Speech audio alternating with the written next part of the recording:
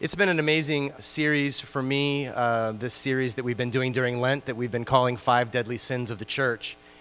And we've been trying to identify blind spots, and which is, as I said a few weeks ago, a difficult thing to do because the definition of a blind spot is that, well, you can't see it, right? So we need help to see the things that we have a difficult time seeing, the things that are the closest to us, the things that are the things that we think least about. You know, we talk sometimes about the fish trying to examine the water that it's swimming in. I mean, this is a challenge, to say the least. And so I've not been giving these sermons. Next week I will. That'll be an interesting challenge to get back into that. But today we have a really dear friend, Ched Myers, who I've gotten to know over the years, who has been a mentor to me before he even knew I existed, through the books that he's written.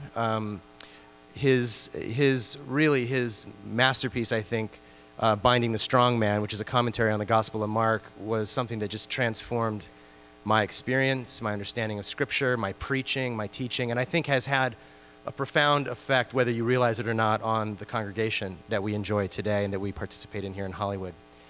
Also his ideas on Sabbath Economics, which you're going to hear about today, I think.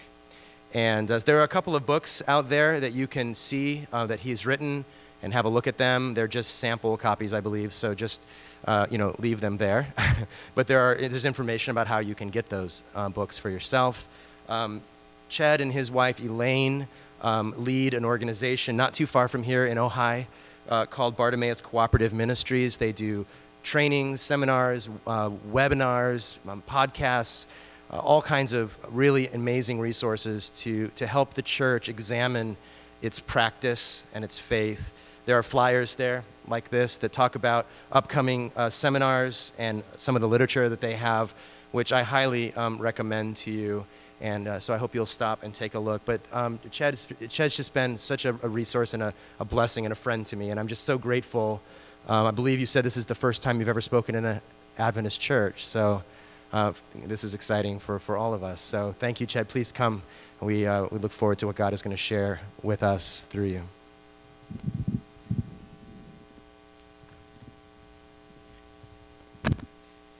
All right, are we live here? Is this on?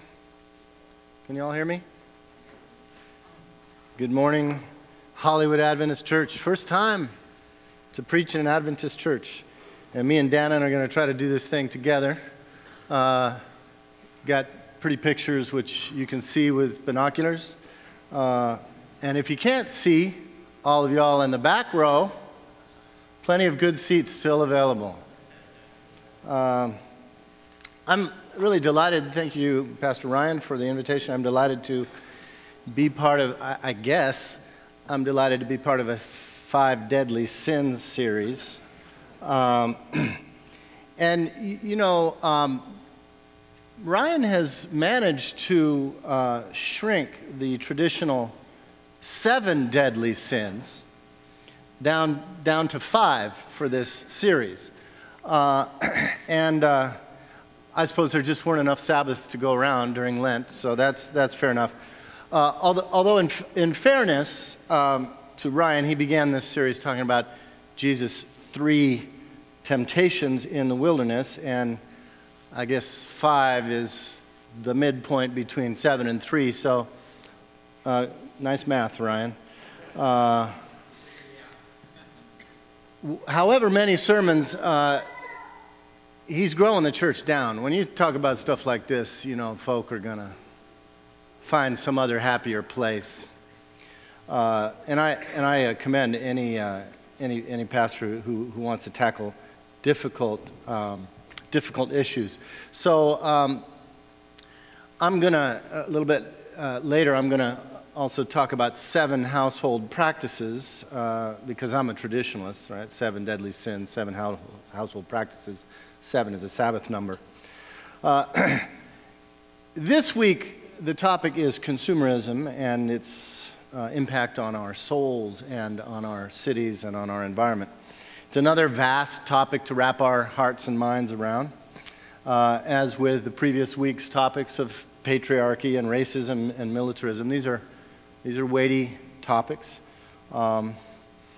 And like all of these other ones, our overconsumption is truly a deadly sin. It is deadly to our spirits, it is deadly to our communities, and it is deadly to the earth. This is more inconvenient truth we have to talk about today, but that's the church's discipline in Lent.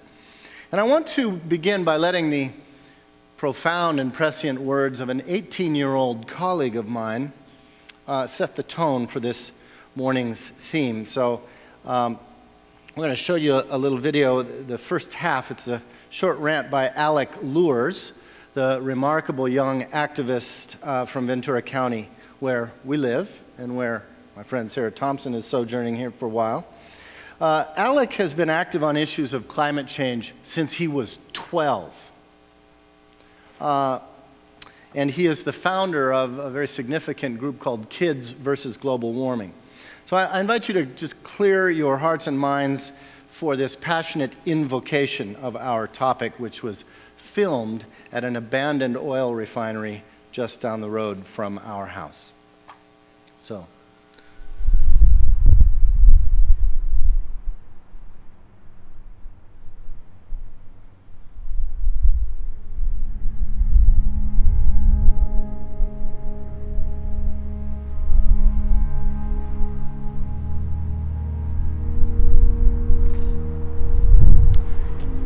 We are the victims of a great sickness, a sickness felt by many but expressed by very few, a sickness slowly spreading, convulsing, reaching into the deepest corners of our minds, hovering low over our heads, crawling underneath our skin, whispering constantly into our ears, lashing out when threatened, hiding, invisible, denying. It's a sickness programmed into our minds from birth, reinforced in schools, blasted through televisions, funded by corporations, providing funding for corporations, latching, scraping, feeding, holding, just keep shopping, just keep shopping. The world is yours, feel free to take what you want, resent the people in classes above you, pity the ones in classes below you. You are inadequate, buy this, eat this, apply this directly to your forehead, don't breathe in, don't breathe out. Welcome to limbo. Safety. Comfort. Ignore the words of the boy up on the stage. Nod your head in agreement, but ignore what he says. Look this way, look that way, look through these glasses. They're covered in dust, but that's okay because the world out there is frightening. Run away from frightening. Run away from sadness. Never cry. Never cry. Fear death. Never, ever cry.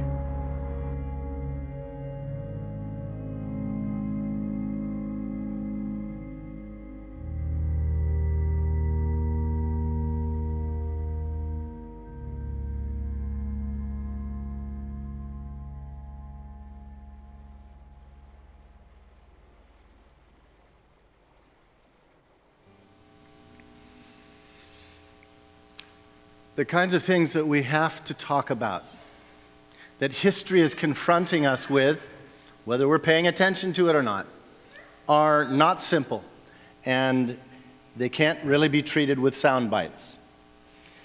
The danger of overemphasizing this complexity, however, is that we regular folk easily become overwhelmed and disempowered. We feel as we're mere spectators in this cosmic drama that we can neither comprehend nor engage. And I would wager that this is the attitude of most of the folks in our churches. It's just too big. And that's why the economic and ecological crisis keeps deepening. And we continue our ways of life in denial, as Alex talked about. So, in the midst of all of this, it's easy to lose sight of the big picture, especially when things are constantly obscured for us by advertising in Madison Avenue and Wall Street. So, let us this morning adopt the old Quaker discipline of speaking plainly. Here's one attempt. There's an old biblical story that speaks to our condition, as Quakers say. It's found in the book of Numbers, chapter 11. We don't spend a lot of time in the book of Numbers. It's an ancient tale of God giving the people manna and quail to eat and in order to survive in the wilderness. But the people begin to compulsively over-consume. Gathering quail, the least anyone gathered was 10 homers. So the people contract a plague. While the meat was still digesting, God's anger was kindled, and God struck them with a very great plague. It's a plague of an addictive inability to set limits. This traumatic story inspires a place name, and the name of the place is Kibroth Hatava, which means the graves of greed. Here we are in the 21st century, friends, and this is exactly what we are facing. From our beginnings as a nation, we have taken fateful turns to being an empire rather than a community, relentlessly exploiting people and nature. As a result, we have become rich and powerful, but in the process, we have overconsumed the gift of God. And the result is that we are beginning to experience the graves of greed. We're actually experiencing a twin crisis of greed and insustainability. Here you see a chart of the increasing disparity between rich and poor, both in the United States and around the world. There's good reason why the Occupy movement of a few months ago was talking about being the voice of the 99%. As you can see from these pie charts, only 1% of the population in the United States controls 43% of the wealth. And the richest 10% of Americans own 80% of the wealth. That's messed up. And the gap between the rich and the rest of us has been growing over the past several decades. If you look at the right-hand column, I know you can't really make out the numbers, but the red line is the progress of the richest 1%, and the bottom black line is the bottom 20%. So you see the poor are getting poorer and the rich are getting richer. The social architecture of economic discrimination today keeps people in our society as segregated as Jim Crow did a half-century ago. It renders the poor, whether that's the immigrant, the homeless, the low-wage worker, either invisible or criminalized.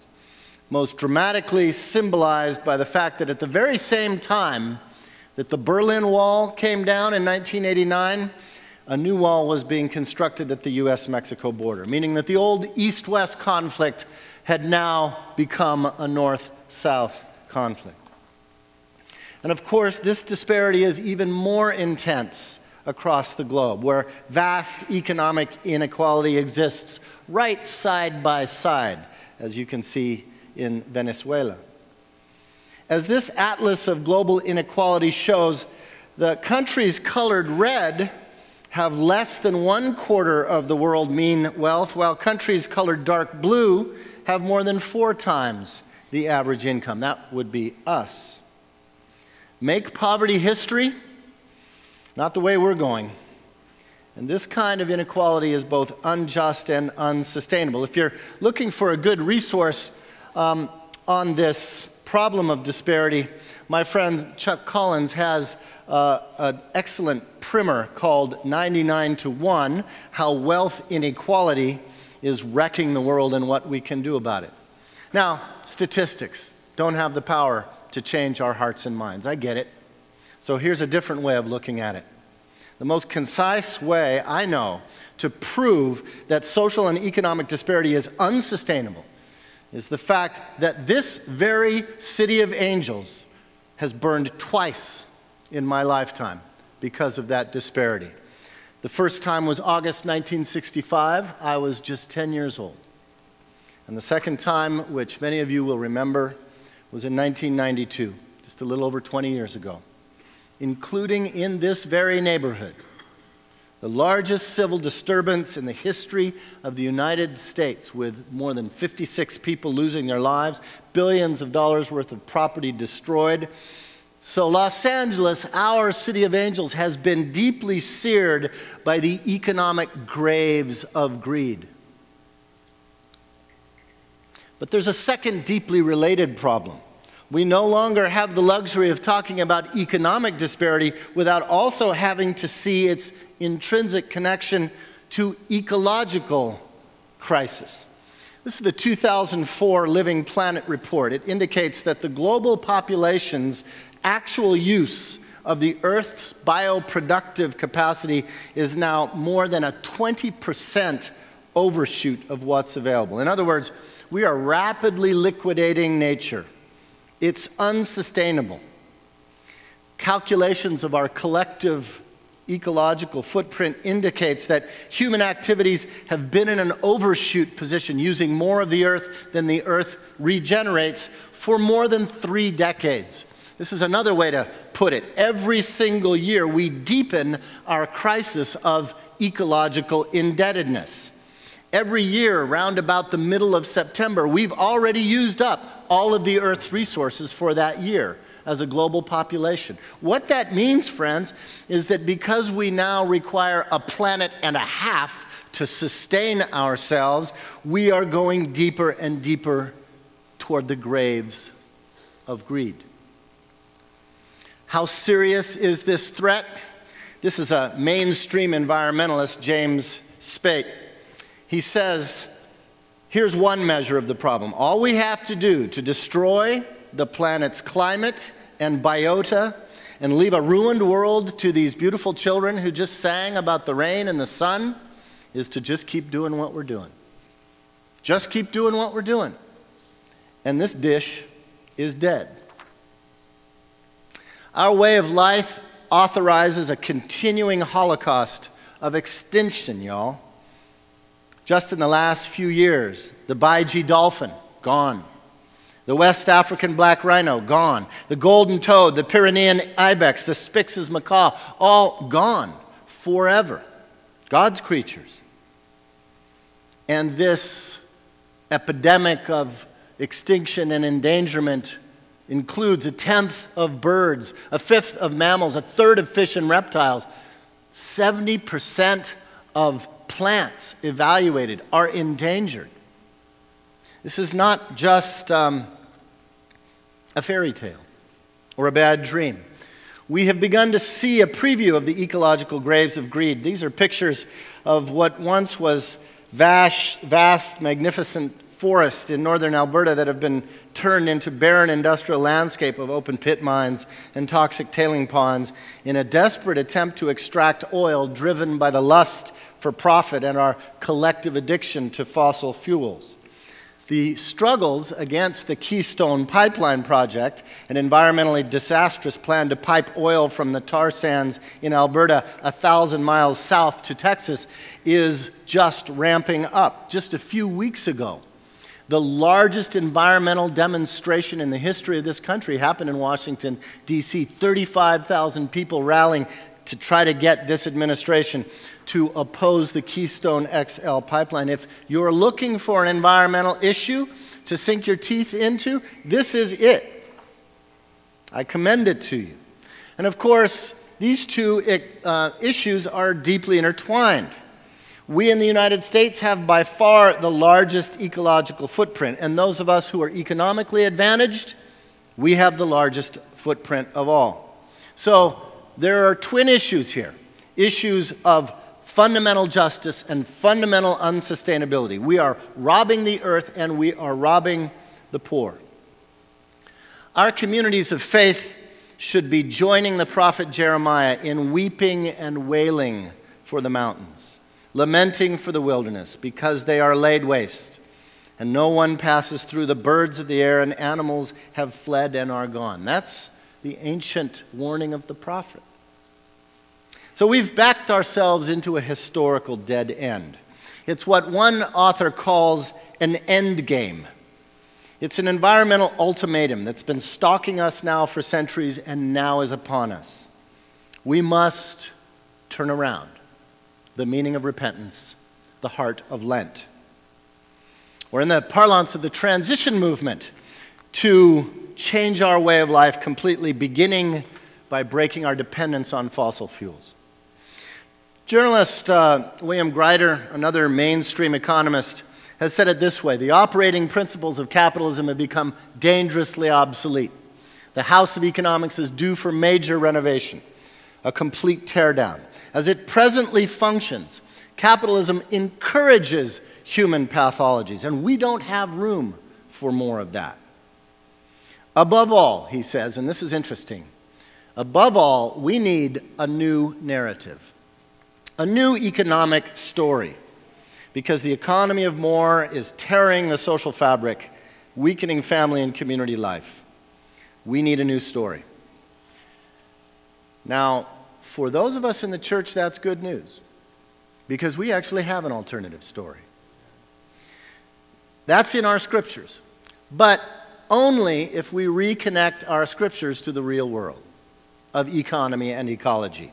Or as the Jesuit John Hoey put it, we read the gospel as if we didn't have money, and we spend our money as if there were no gospel. Gets a little bit to that difficult tithing homily you heard a few minutes ago. We've got to reconnect our faith and our economics. So I want to spend the second half of this sermon being constructive, because Pastor Ryan said, got to be constructive. And I want to talk about a theme that ought to be near and dear to the warm cockles of your Adventist hearts. I want to talk about Sabbath. The biblical tradition of Sabbath. The recovery of Sabbath discipline, which, by the way, is the foundation of your church, I also believe holds the key to facing the graves of greed. But only if we recover the economic and ecological meaning of Sabbath as well as the spiritual meaning of Sabbath. Now, the common root of economics comes from the Greek oikos, which means household or home. So oikonomia, the word from which both economics and ecology come from, simply means the management of the household. But what about Sabbath? What does that have to do with Sabbath? Well, we find, of course, the roots of the Sabbath story in the Exodus. Israel starts out as slaves in a society at which they are the bottom of. Israel's identity as a people is forged when they are liberated by a God who leads them to defect from the Egyptian empire. Which brings us to the defining moment in the construction of the new identity of Israel, and that is Exodus 16. The problem, you see, is that ancient Israelites, like we modern Americans, couldn't imagine an economic system apart from the Egyptian political, military, technological complex, despite the fact that they were at the bottom of that social pyramid. So they complain, proving that, as the old African-American proverb puts it, it's easier to get the people out of Egypt than to get Egypt out of the people. They want to go back to Egypt. So God's response is, "Behold, I will rain bread from heaven. I will take care of the gift of sustenance." Now, I believe this alludes to the economy of nature herself, which is the great divine gift, a process that is talked about here in Isaiah 55. The rain and snow come down from the heaven and don't return until they have watered the earth, make it bring forth and sprout, giving seed to the sower and bread to the eater. Yes, God rains the gift on us every single day. So Exodus 16 isn't about some cheap Hollywood miracle. It's about the sustenance of the Creator. But Exodus 16 narrates this as a test to see if the people will follow the instructions on how to gather the gift. Now, this is a really heavy sermon, so I think now that we're getting to the hopeful, constructive part of it, need a little sunshine up in here. So here's the test, and we are all subject to this test, especially those of us who consider ourselves to be Sabbath people. So here's the first instruction. And the people of Israel gathered, some more, some less. But listen, those who gathered much had not too much, and those who gathered little had enough. In other words, lesson number one is make sure that affluence and poverty are ruled out. Everybody has what they need. The second instruction is that the manna should not be stored up. Wealth and power in Egypt was defined by accumulation. After all, Israel had been building store cities for Pharaoh as slaves. So here Moses says, don't leave any of it over till morning. Don't accumulate it. Which brings us to the third instruction, which introduces for the first time in the biblical narrative the communal discipline of keeping Sabbath. 6 days you shall gather, but on the seventh there will be none. Looky here. It's not the fourth commandment. It's the first commandment, happening 4 chapters before Sinai. Now, you are some of the only Christians who take Sabbath seriously as a commandment. The rest of us typically regard Sabbath as, at best, one of the 10 commandments, at worst, as a quaint Jewish custom. But actually, this is reiterated not only on Sinai, but also at the end of the covenant code, where as Moses goes back down the mountain, God says, oh, by the way, keep Sabbath. If you do not keep Sabbath, you will die. It's the first commandment, and it's the last commandment. So here's a little summary of the 3 instructions. The gift should be distributed equitably. Make sure it circulates rather than concentrating in just a few hands. And keep Sabbath. That is, limit human activity as a constant reminder of the economy of grace. These are economic instructions. This is an economic blueprint. And it's the first lesson Israel gets on its way to freedom. Well, it's not too hard to see how crucial this old wisdom is to our current struggle to stave off these graves of greed. However, it's also true that we modern folk, we don't half believe it, do we? Like Israel of old, we just don't get it. In fact, we fight this with all of our might. So the old story anticipates this resistance with a bit of humor. The word manna actually means, what? What's this? What's up? What does this mean? Which is kind of what you're thinking right now as we talk about this stuff. It's like, what? So that's a little Jewish humor for you, right? Mana, manhu. What?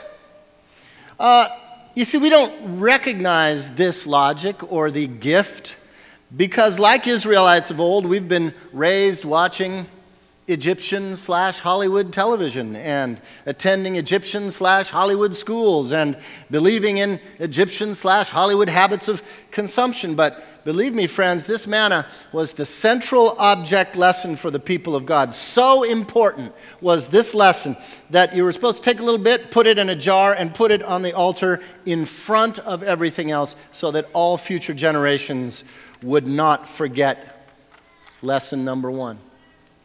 Somebody done misplaced the jar, even Adventists.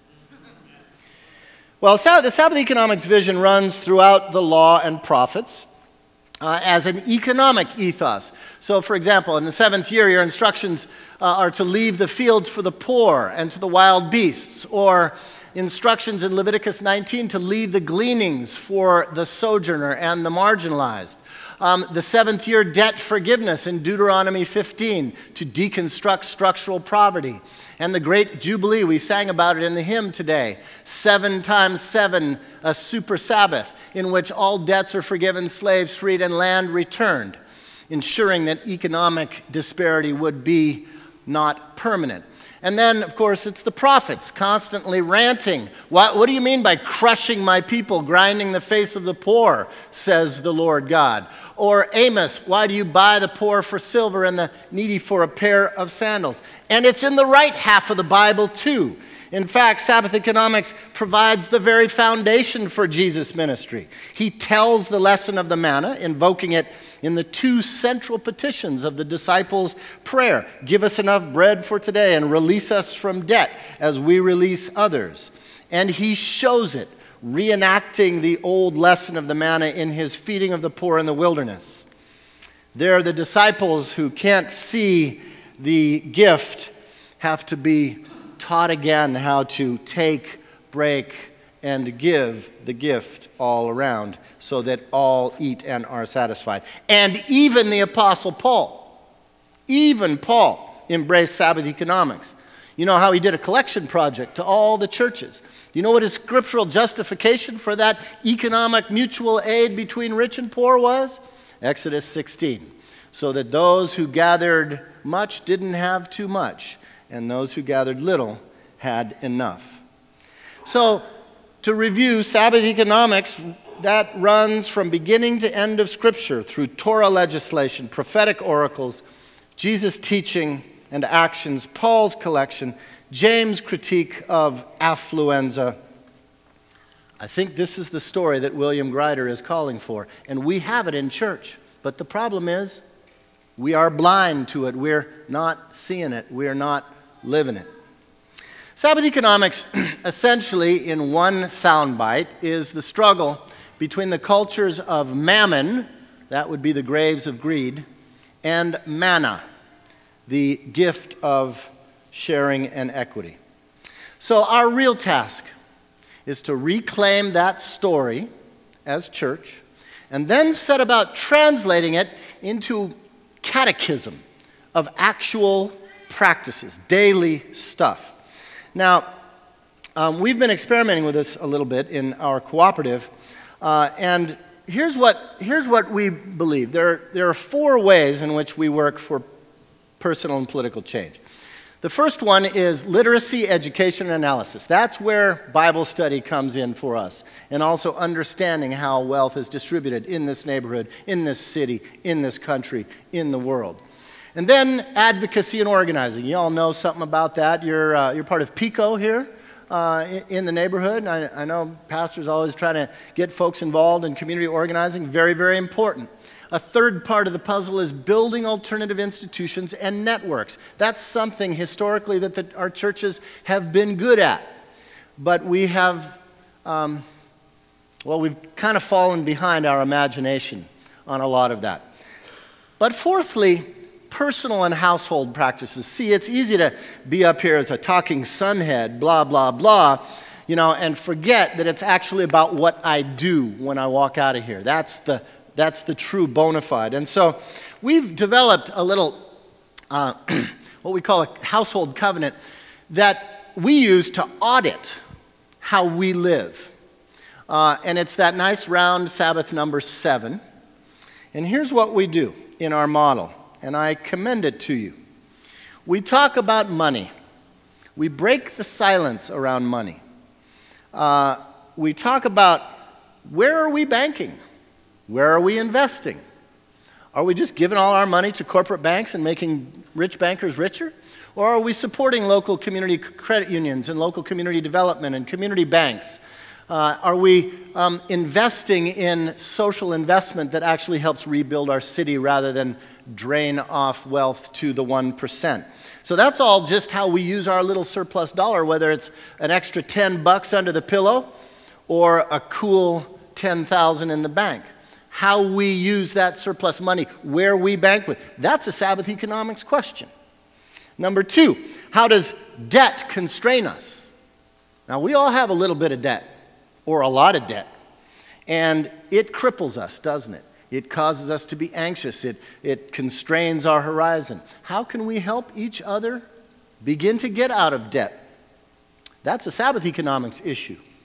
Thirdly, all of us give a little something, something charitably. Maybe it's to dude on the street. Maybe it's in the nice velvet bucket here at church that doesn't make a sound, so you're not embarrassed by putting your little quarter in there. It's not clinking around.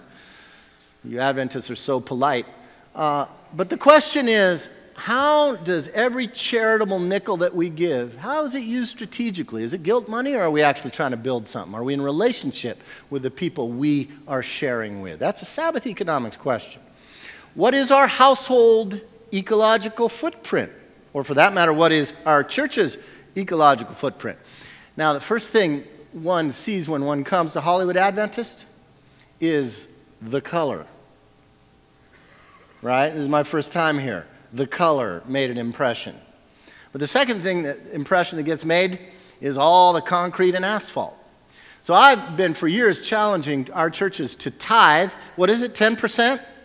Tithe 10% of their parking lots to community gardens. Tear up that asphalt. Well, no, Pastor Ryan's way ahead. Already done that. But I don't think it's 10% yet. So there's still work to do, and you're going to be here tomorrow getting that community garden going. Community gardens are one of the best forms of evangelism for urban churches, by the way. So I really encourage you all to get up in that.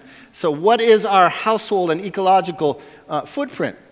Number 5, consumption. It's not just the stupid stuff we buy because we were persuaded by some stupid advertisement to buy it. But it's about the water we use. It's about the carbon footprint. So, see this? It's one of the great inventions. This two-wheeler right here. And this young woman right here, Sarah Thompson, rode 45 minutes on that bike across LA to get here to worship with you all today. So, it can be done. And even if you don't have cool hair, it still can be done. So that's Sabbath Economics, our driving. There was a fellow pastor of Ryan's here in Los Angeles, hip young pastor, took an entire year off. He called it a carbon Sabbath, and he rode his bicycle across the country and spoke in churches about these issues. We can do this stuff, folks. Number 6 on our Sabbath Economic covenant is, how does my life intersect with those who are marginalized? Not just seeing them anonymously, but how actually am I friends with poor folk? How am I helping to undo the invisibility of marginalized people? Working with PICO, working with clergy and laity for economic justice here in Los Angeles, working with day laborers, the kind of stuff I know that you have a heart for as this church. And finally, the 7th thing, which is really hard for me, is actually taking Sabbath in my own life. Because when you're trying to change the world and heal the world and save the world, it's hard to take a day off. But, of course, if we forget that lesson, then we're right back where we started from. So, the power of this kind of work is that we can break all of our silences around money and around class. And we can deprivatize all the anxiety that's going on in our head and the confusion and the despair. And we can communitize our imagination if we just start talking about it together.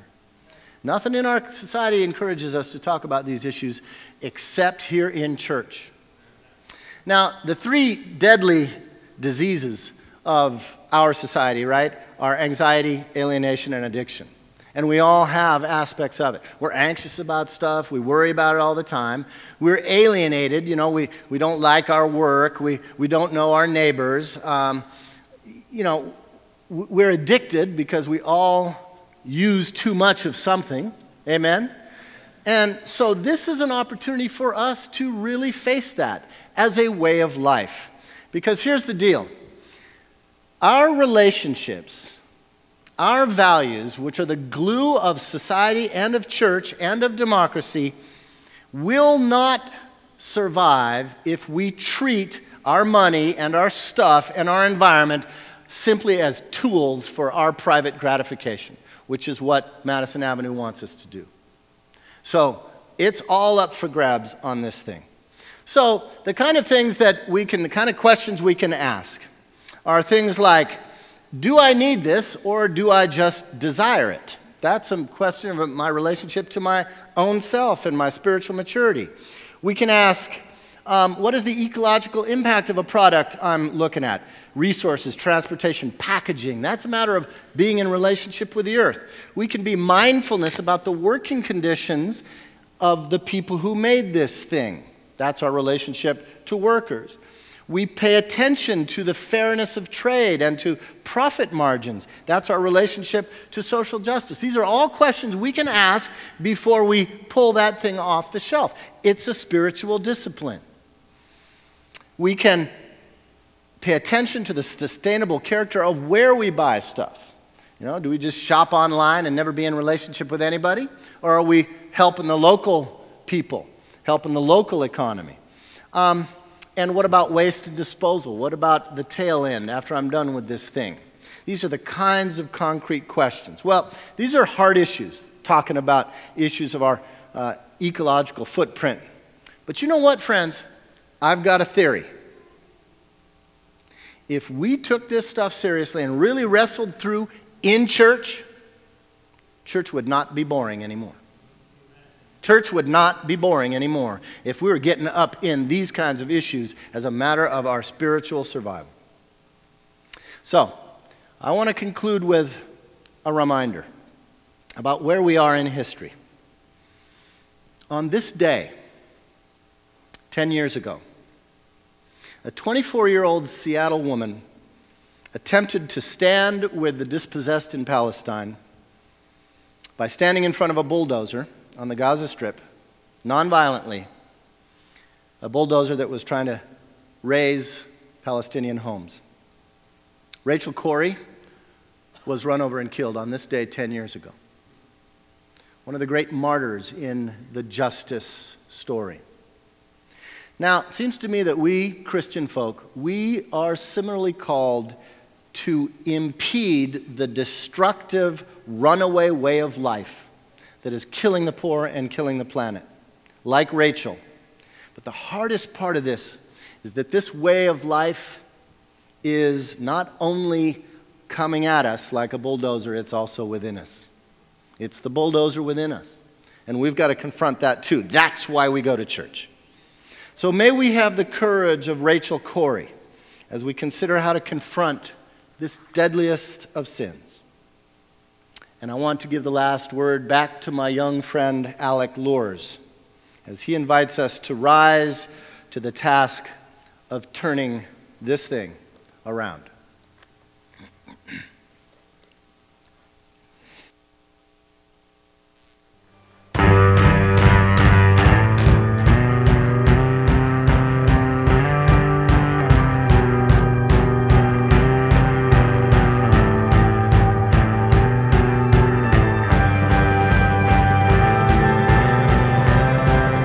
We are the voiceless, the dismissible, the overwhelmed minority, and we've decided now's our time to take our place in the world once and for all. No one expects us, no one sees us coming, no one has the words to describe what is happening to them. This is not your land, nor is it mine, nor is it anybody's.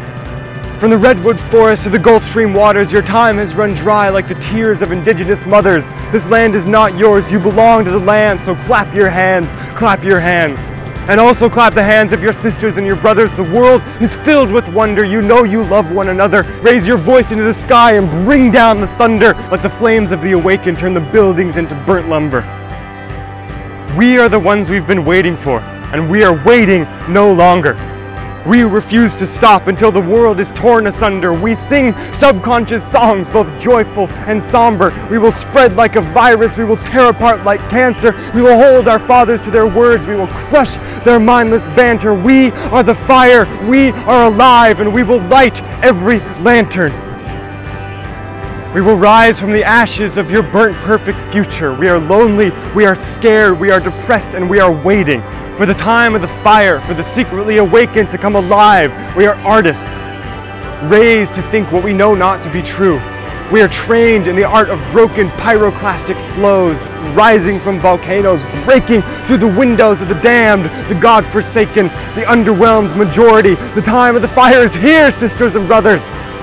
We are the awakened ones, the fearless, the indomitable minority.